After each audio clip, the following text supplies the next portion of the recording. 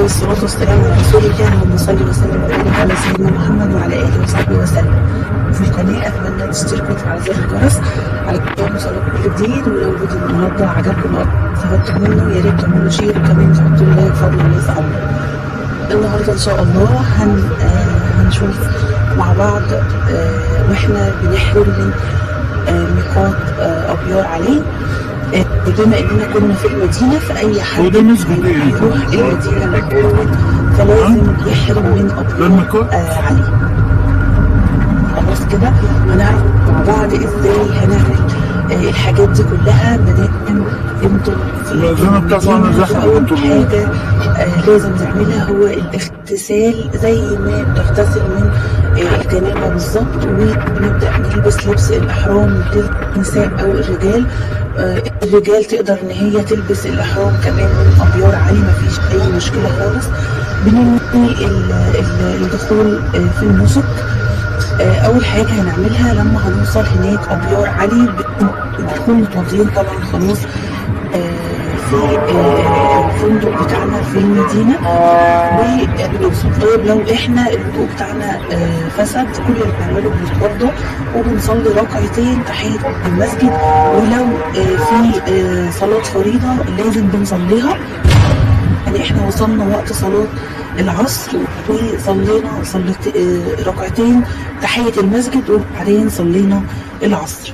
لو مش في صلاه فريضه بنصلي بس الركعتين تحيه المسجد، وبنبدا ان احنا نقول الدعاء بتاعنا او ننوي العمره بتاعتنا، وبنقول لبيك اللهم عمره عن نفسي لا رياء فيها ولا سمعه، اللهم يسرها لي وتقبلها مني، اللهم ان حبسني حابس فمحني حيث حبستني.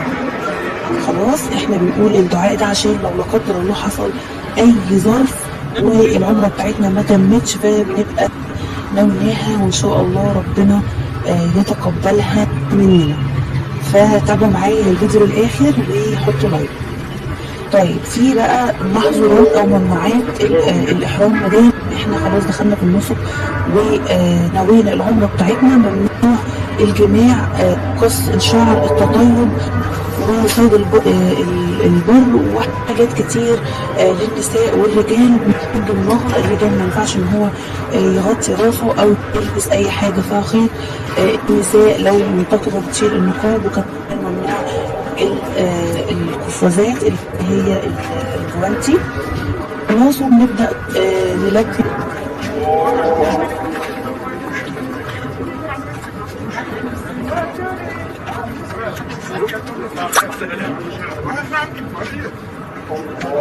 السكة. لبيك اللهم لبيك لبيك لا شريك لك لبيك إن الحمد والنعمة لك والملك لا شريك لك.